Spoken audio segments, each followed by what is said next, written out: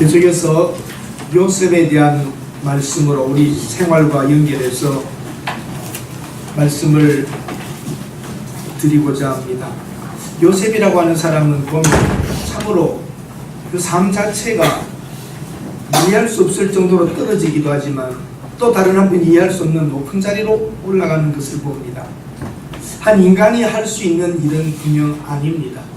하나님께서 그 요셉의 뒤에서 움직이고 계시고, 하나님께서 그 요셉만이 아니라 요셉의 그 가정, 그 야곱의 모든 가족들, 그리고 아브라함의 자손인 그 야곱의 모든 가문을 통하여 이스라엘이라고 하는 그 민족을 만들게 하시고, 그 이스라엘 민족을 통하여 메시아 예수 그리스도가 오게 하시는 이런 승리들을 우리는 볼 수 있어야 합니다.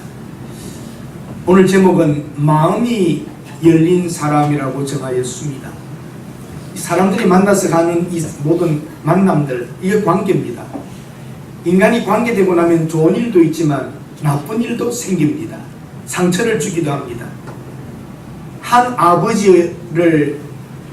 아버지로부터 난 12형제인데 어머니는 좀 달랐습니다. 이 야곱의 그 집안에 부인이 넷이었습니다. 그 12형제 속에 일어나는 사건들을 보면 특이한 것이 많습니다.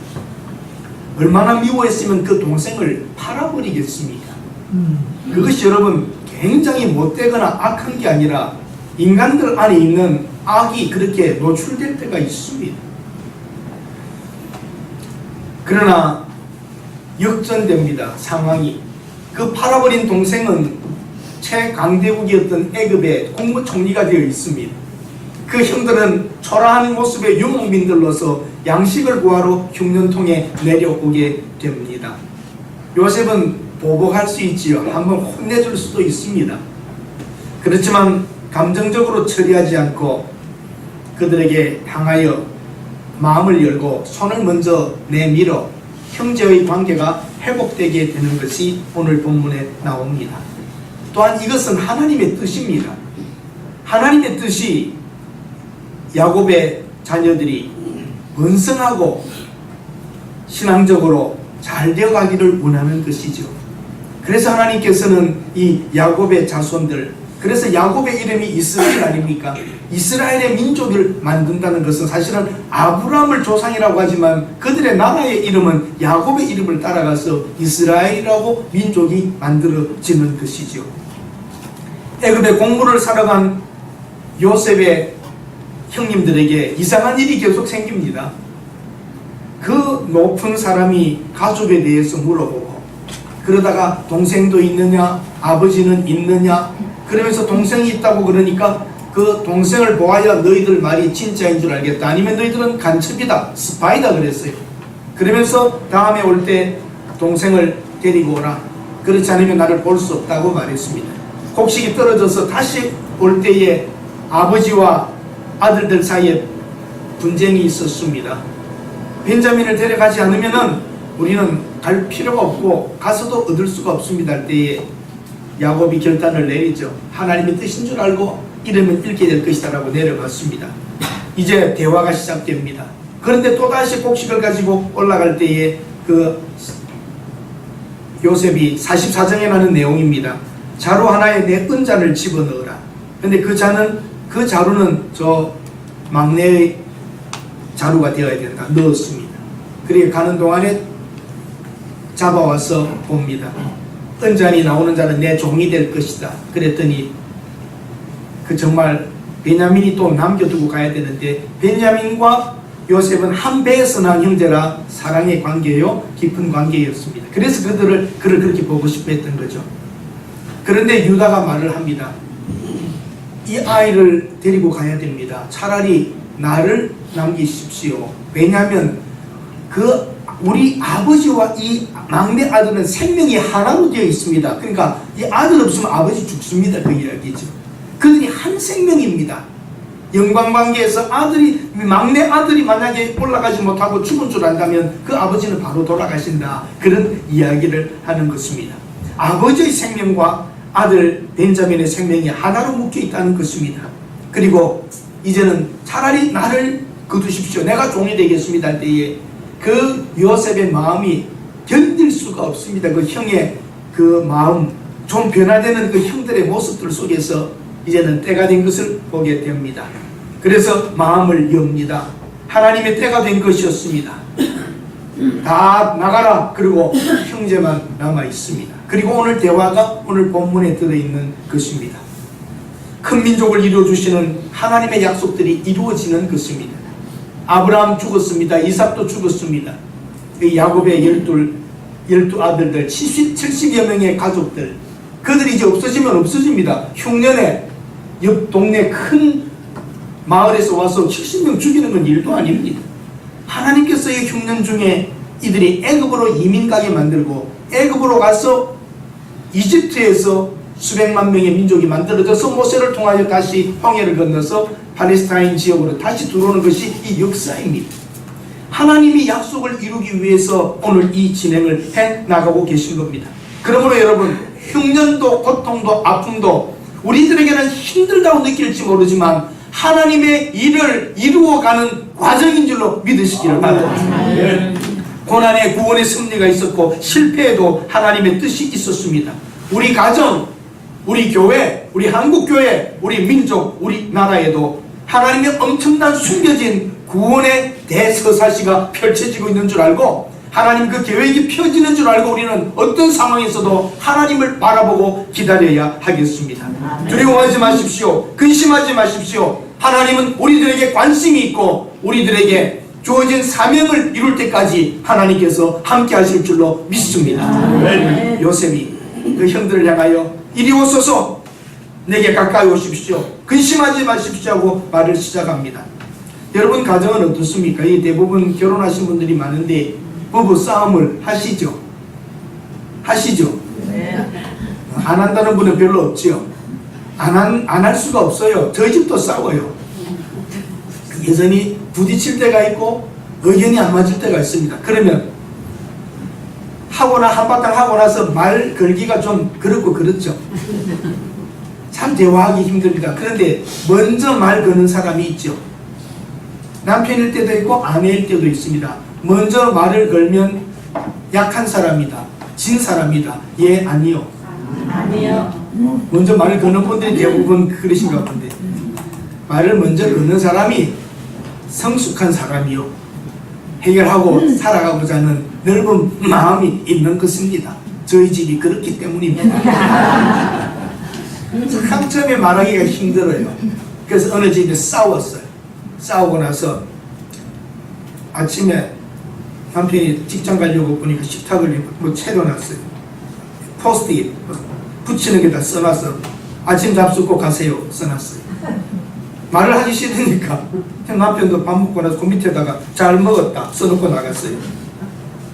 어느 날 한 며칠 그런 말 안 하고 지나가다가 또 남편이 여자분 보는데 그 부엌 앞에다가 내일 아침 출장을 일찍 가야 되니 5시에 좀 깨워주세요. 그걸 써놨어요. 근데 아침에 깨보니까 6시인 안 깨워준 거야. 자세히 보니까 남편 머리맡에 따르릉 하고 써놨대요. 대화를 안 하고 사는 가정들이 풀기가 어려워요. 사실 요셉과 형제들 사이에 지금 원한으로 보면은 그렇게 풀 수 있는 게 아닙니다. 근데 형님들 오세요. 그리고 형님들에게 근심하지 마십시오 하고 시작합니다. 요셉의 마음이 먼저 열어진 것입니다. 쉬운 것 아닙니다. 먼저 나쁜 관계를, 어려운 관계를, 힘든 관계를 풀기 위하여 다가가고 마음을 연다는 것 쉬운 일이 아닐 것입니다. 형님들 내게로 가까이 오십시오. 근심하지 마십시오. 나는 바로 형님들이 팔아버렸던 요셉입니다. 형님들이 나를 애굽에 팔았지만 그거 진짜는 걱정하지 마십시오. 안심하십시오.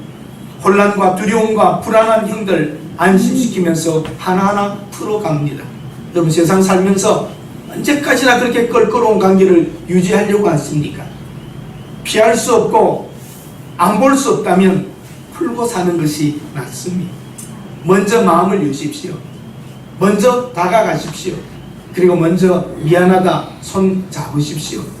먼저 마음을 여는 것, 상대방을 안심시키고 다가가는 것이 중요한 것입니다. 그 요셉이 하는 말이 너무 다릅니다. 여러분 5절부터 한번 보십시오. 5절에 보면 요셉이 하는 말은 자기 개인의 생각을 말하지 않습니다.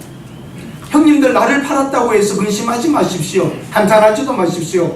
하나님이 생명을 구원하시려고 나를 당신들보다 먼저 보냈습니다. 초점은, 요점은 하나님입니다. 이 모든 일이 되어진 것을 보면 하나님이 생명을 살리려고 이 흉년과 이 어려운 가운데에 우리 가족, 우리 가문을 살리려고 어떻게 보면 내가 먼저 팔려온 것 하나님이 허락한 사건입니다. 하나님이 당신들보다 먼저 나를 애굽에 보냈다는 겁니다. 나를 보내신 분은 하나님이시라는 겁니다. 하나님 중심으로 생각할 줄 압니다. 하나님이 나를 애굽으로 보내셨고 이제 아버지와 모든 가족을 내가 애굽으로 모시겠습니다. 이것이 요셉이 바라보는 역사적인 눈입니다. 다른 것입니다. 여러분, 인간관계를 너와 나의 문제만으로 보지 맙시다. 이 가운데에 하나님의 섭리가 있고 하나님의 뜻이 있는 줄 알고 하나님의 마음을 여러분 찾아내시고 하나님의 뜻을 보실 수 있기를 바랍니다. 그것이 신앙입니다.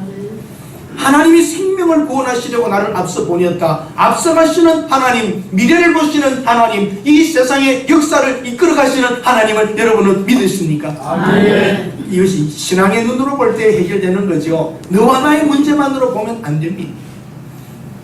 인간의 한계입니다. 우리가 어떻게 다 알 수 있나요? 여러분, 비행기는 쇳덩어리입니다.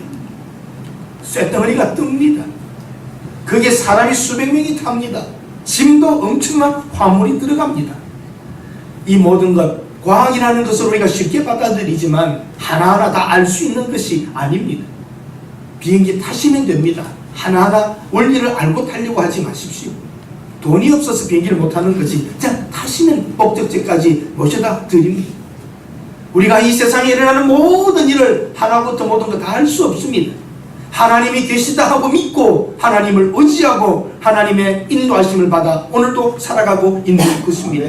여러분 생각 다 옳았습니까? 항상 맞았습니까? 착각이나 오해는 없으셨습니까? 우리도 부족합니다. 나의 생각이 옳다고 말했지만 어느 날 보면 틀려 있는 것을 압니다. 한순간 방황하다 보면 다르게 볼 때도 있습니다. 어느 섬마을에 노처녀가 있었습니다. 오랫동안 시집을 못 갔는데 무태, 육지에 맞선 볼 일이 있어서 떠나게 됩니다. 아침에 일찍 온 가족이 일어나서 준비를 하고 화장을 하고 옷을 입고 다 꾸미고 가는데 조금 가다 보니까 배가 떠나려고 하는 것처럼 보인단 말이죠. 달렸습니다. 그냥 달렸는데 이렇게 부두에 배가 조금 밑에 있는 곳이었습니다. 그냥 배가 떠나려고 막 하는 걸 보고 날랐습니다. 그리고 탔습니다. 그런데 선장이 화를 냅니다. 뭐가 그렇게 급하냐고, 왜 이러냐고. 그러니까 내가 선보러 가는 날인데 큰일 날 뻔했어. 내 배를 놓쳤으면. 그랬더니 1초만 기다려도 되는데 1초를 못 기다리느냐고. 그렇게 시집가고 싶어 진짜까지 1초만 있으면 배가 갔는데 그걸 못 참았느냐고. 그 말이 뭔지 아시겠어요? 떠나는 게 아니라 붙이는 중이었어요. 인간은 오해합니다. 내 생각이 옳다고 하지만 어느 날 보면 반대 일을 하고 있습니다. 운전하시는 분들은 한두 번은 경험이 있을 겁니다. 신호등 앞에서 핸드폰을 보거나 뭘 열려고 하거나 찾다가 갑자기 내 차가 뒤로 가는 것처럼 느낍니다. 브레이크를 밟고 있는데 뒤로 갑니다. 내 차가 뒤로 가는 겁니까? 앞차가 떠난 겁니다. 예? 앞차가 떠났는데 내가 뒤로 가는 것처럼 느낍니다. 인간의 착각을 다 가지고 있습니다. 내 생각이 항상 옳다고 말하지 맙시다. 어느 날 보면 내가 실수한 것과 잘못한 것이 눈에 보입니다. 사랑하는 여러분, 이 세상에 일어나는 모든 일도 다 내가 다 한다고 하면 그건 교만한 겁니다. 태풍은 왜 있는가? 조그마한 모기는 왜 나를 힘들게 하는가? 작은 벌레로부터 이 우주를 움직이는 모든 것들과 태양계와 별들의 모든 것 다 어떻게 우리가 알겠습니까? 아는 데까지만 아는 겁니다. 신학자에게 물어봅니다. 모기가 왜 있느냐고. 어떻게 설명을 다 하겠습니까? 모기약 회사를 위해서 모기약 회사가 돈을 벌어야 되니까. 모기가 왜 있습니까? 여러분 설명할 길이 없습니다. 그러나 모든 것 속에 하나님이 하시는 일이 있고 모든 것을 하나님 향하여 협력하여 이루실 일들이 있기 때문입니다. 인생을 부유하게 만드는 것은 소유가 아니라 포기하는 것입니다. 우리가 다 알지 못하지만 이유가 있을 것입니다. 한번 따라 하십시다. 다 이유가 있을 겁니다. 이유가 있을 겁니다. 하나님을 아는 신실한 하나님의 백성들은 알고 이해하고 보아야만 다 하겠다고 하지 않습니다.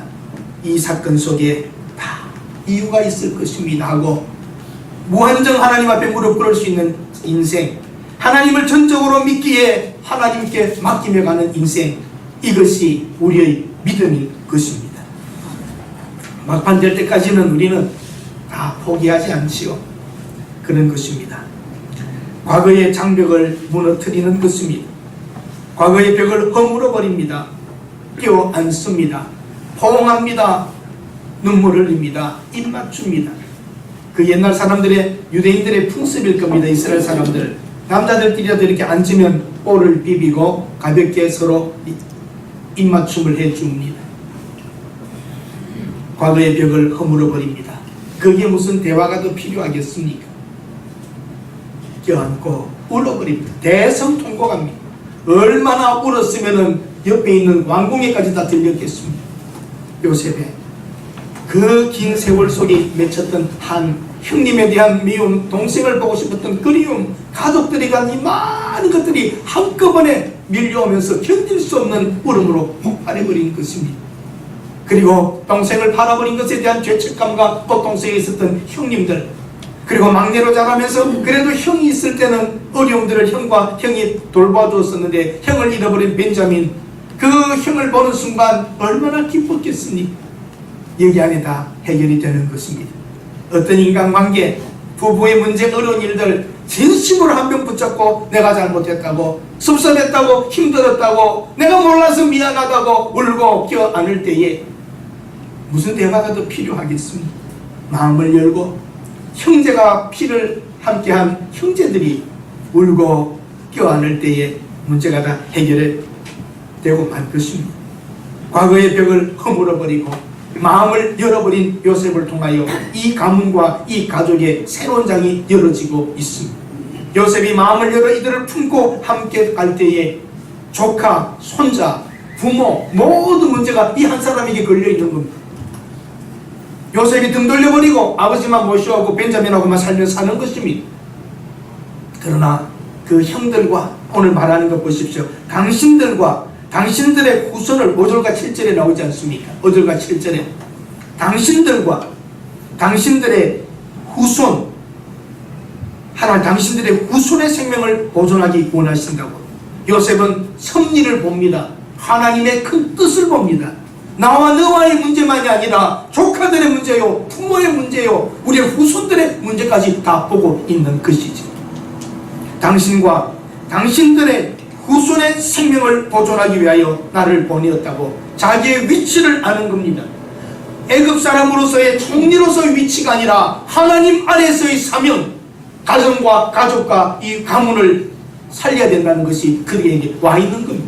애굽의 총리로서의 위치가 아니라 하나님 아래서의 자기 위치는 이 가문을 이 어려운 때를 통하여 살려야 한다는 것이 그의 바라보는 눈이었던 것입니다.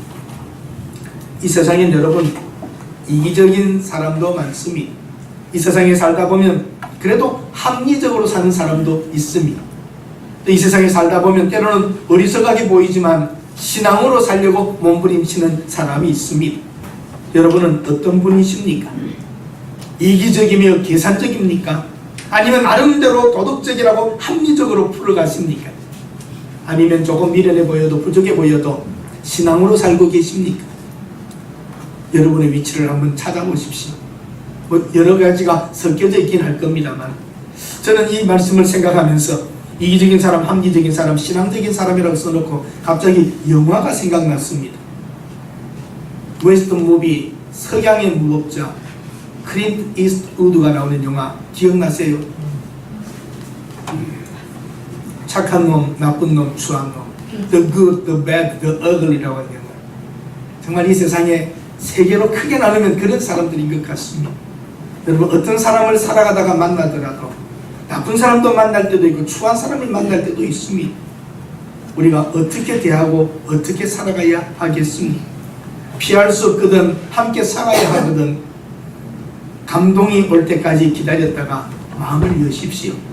하나님이 풀어줄 때에 하나님께서 해결하지 않으면 인간의 힘으로는 풀어지지가 않습니다.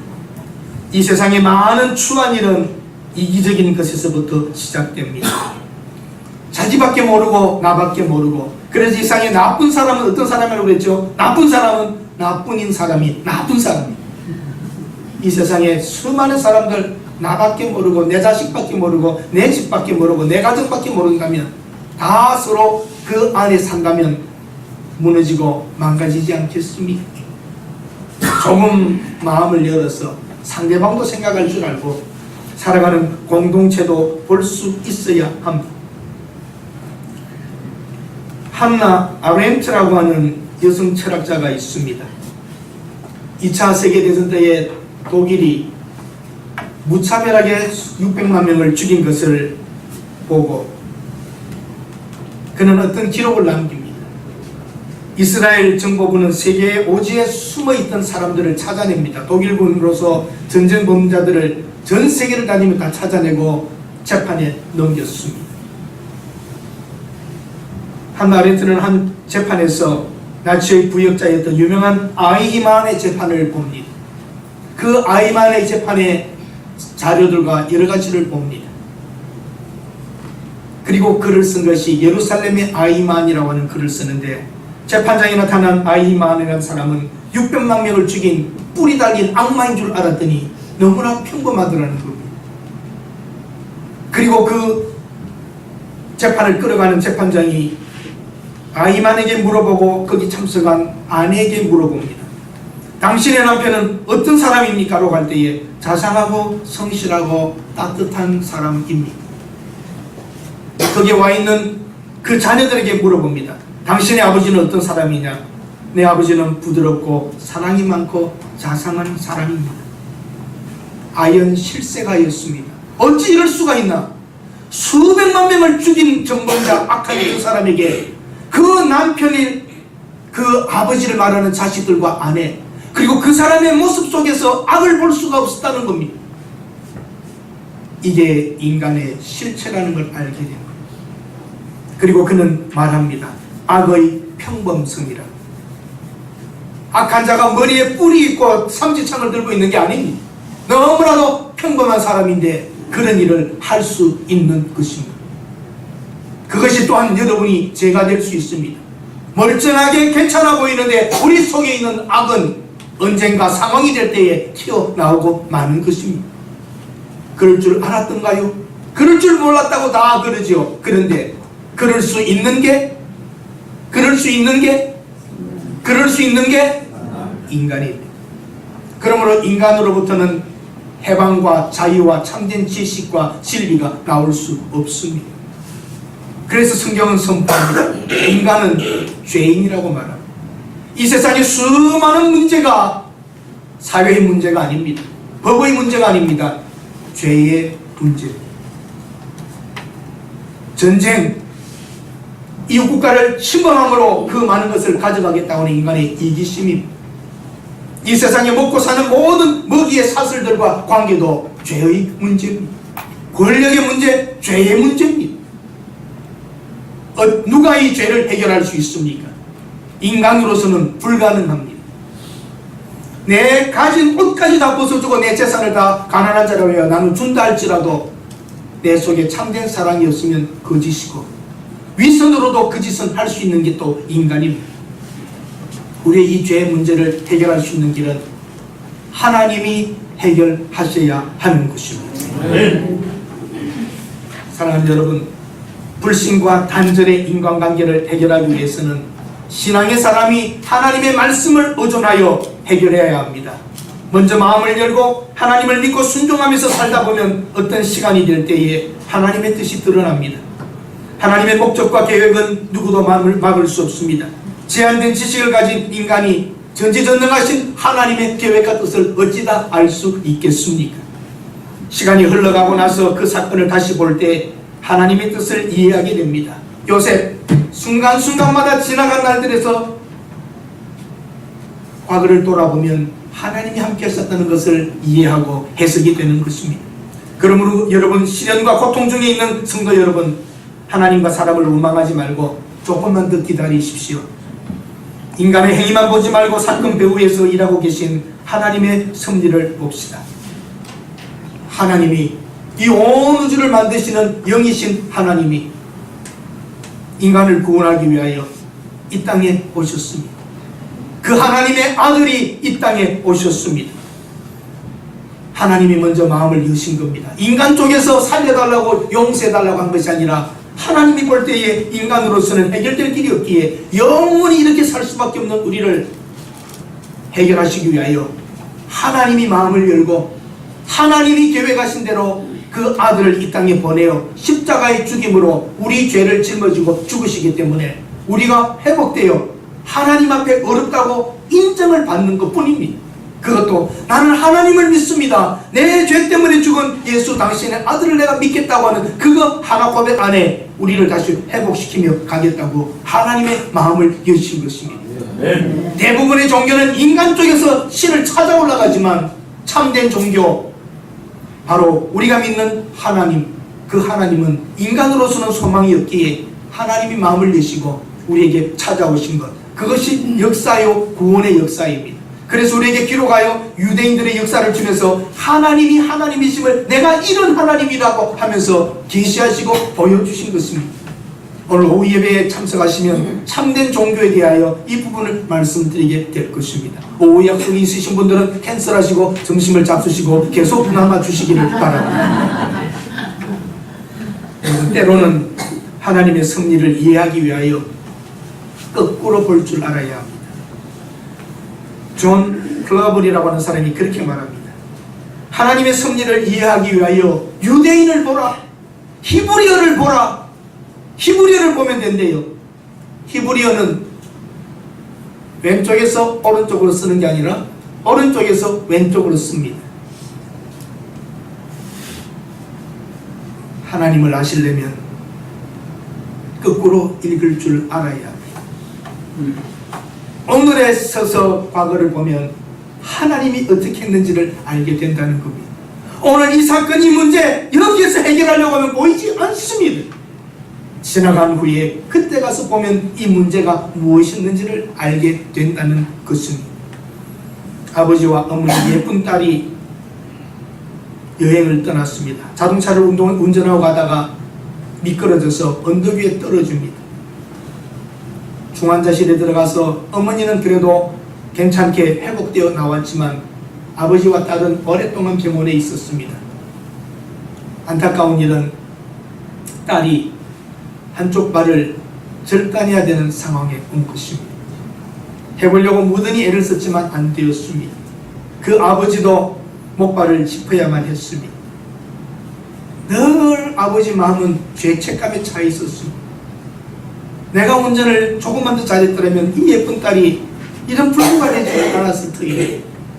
더없이 사랑하고 따뜻하게 자신감 있게 키워주었지만 그래도 10대를 지나가고 이럴 때 얼마나 힘들었겠어요. 그 소녀가 다른 사람들과 비교할 때에 장애가 되어 있다는 것이 얼마나 힘들었겠습니까? 더없이 사랑해줬고 반드시 커줘서 대학을 가게 되었습니다. 대학을 가서도 잘 자라줍니다. 늘 미안한 마음입니다. 하루는 산책을 하면서 공원에 이렇게 앉아 있었습니다. 공원에서 목발을 짚은 아버지와 목발을 짚은 딸이 같이 대화를 합니다. 이런저런 인생의 이야기를 할 때에 참 행복하기도 했지만 마음이 아팠습니다. 그리고 집에 돌아오는데 한 어린 아이가 공놀이를 하다가 공을 잡으려고 뛰어들었는데 차가 오고 있었습니다. 갑자기 이상한 일이 일어납니다. 그 아버지가 목발을 던지고 뛰어들어 아이를 건져서 건너편으로 뛰어갔습니다. 그때 딸은 눈을 의심했습니다. 어찌된 일인가? 그 장면을 어머니가 보고 있었습니다. 어머니가 와서 딸을 꼭 안아주면서 사실 너희 아버지는 회복이 되었단다. 그러나 이 비밀을 아는 사람은 나하고 아빠밖에 없다. 가족들도 친척들도 회사 직원들도 다 모른다. 너희 딸이 저는 모습을 볼 때마다 견딜 수 없어. 아버지도 목발을 짚기로 했단다. 너와 함께 그렇게 인생을 여기까지 걸어왔지만 이제는 갑자기 알게 되었으니 말해준다고. 그 딸의 위로가 되기 위하여 아버지는 일생을 함께 목발을 짚고 살아왔던 것이요. 사랑하는 여러분, 이것이 누구입니까? 예수 그리스도의 사건입니다. 죄 지은 인생들을 불쌍히 보며 하나님의 아들이 인간 되어 내려와서 양 한 마리가 죄 때문에 죽는 걸 유대인들에게 가르쳤듯이 이제는 양의 피로 하지 아니하시고 이 인간의 모든 죄를 짊어지고 죽으시면서 대신 생명을 바쳐 우리를 구원하신 것입니다. 아멘. 아멘. 아멘. 그래서 목발을 짚은 예수라는 그런 내용입니다. 인간 되어 이 땅에 오시고 나 자식이 오시어 죽어주신 주님, 그 주님이 우리에게 먼저 하나님이 마음을 열고 인간들을 향하여 찾아와서 너희들은 나를 믿어라, 내가 죄를 용서하겠다 하고 찾아오신 겁니다. 오늘 요셉이 먼저 형들에게 마음을 열듯이 우리가 믿는 하나님이 우리 인간을 향하여 마음을 먼저 여시고 인간 되어 찾아오셔서 하나님의 그 아들이 십자가에서 죽으신 사건입니다. 진지한 일입니다. 이 진지한 하나님의 뜻을 우리는 받아들였고 믿도록 하신 하나님, 그래서 우리가 오늘도 이 자리에 와서 감사하는 겁니다. 그 하나님을 안다는 이 인식이 우리에게 들어와 있다는 것. 어떻게 우리가 하나님에 대한 이 신의 지식이, 하나님의 지식이 우리에게 와 있는가? 공부로 되는 일이 아닙니다. 하나님이 우리에게 나타나셔서 성령으로, 하나님의 영으로 우리 속에 마음을 열고 일하고 계신 것입니다. 이것은 저의 말재주로 되는 것이 아니고, 또 여러분이 목사가 그런 말 한다고 서울에 사는 깍쟁이들이 목사 말 몇 마디에 넘어가가지고 여기 와 있겠습니까? 여러분 한평생 신앙생활 한다는 것은 하나님의 은혜요, 하나님의 축복이요, 하나님의 특별한 간섭이었습니다. 아멘. 하나님이 먼저 마음을 열어 하나님의 아들이 그 일에 아버지의 뜻을 바라보고 순종하여 이 땅에 와서 인간 되어 사시며 배고프고 힘들고 어려운 이 세상, 때로는 그 인간에게 의하여 핍박도 받고 십자가에 못 박혀 죽으셨던 목발을 짚은 예수와 같이 오늘 우리에게 와 있습니다. 그분은 하나님이 인간 되셨다고 하는 사건입니다. 사랑하는 여러분, 뭘 더 머뭇거리실 것 있습니까? 목을 안고 함께 울면 됩니다. 어떤 인간관계도 여러분들이 먼저 마음을 여십시오. 그리고 다가가십시오. 그리고 진정한 눈물을 함께 흘리며 그 눈물 속에 뺨을 비벼댈 때에, 손을 잡고 울 때에 엉켜진 문제들, 고통들은 해결될 줄로 믿습니다. 아멘. 오늘도 예배 참석하신 여러분들을 통하여 하나님의 하나님 되심이 이 세상 속에 나타나실 수 있기를 바랍니다. 아멘. 기도합니다. 하나님, 우리가 아직도 부족해서, 우리가 아직도 어리석어서 인간관계의 꼬임 속에서 살고 있습니다. 요셉과 같이 하나님 중심으로 생각하며 이 모든 일에 하나님의 섭리가 있는 줄 알고 하나님의 뜻을 보며 풀어갈 수 있게 하여 주시옵소서. 하나님, 인생을 한번 거꾸로 볼 수 있는 눈을 가지게 하시고 과거의 문제에 얽매여 과거의 사람으로 살지 않게 하시고 이제는 미래를 바라보기 위하여 오늘의 시점에서 다시 한번 우리 인생을 해석할 수 있게 하여 주시옵소서. 재해석하면서 인생살이 속에 있었던 문제들을 보면서 하나님의 힘을 의지하여 미래를 나아가게 하옵소서. 예수님의 이름으로 기도드립니다.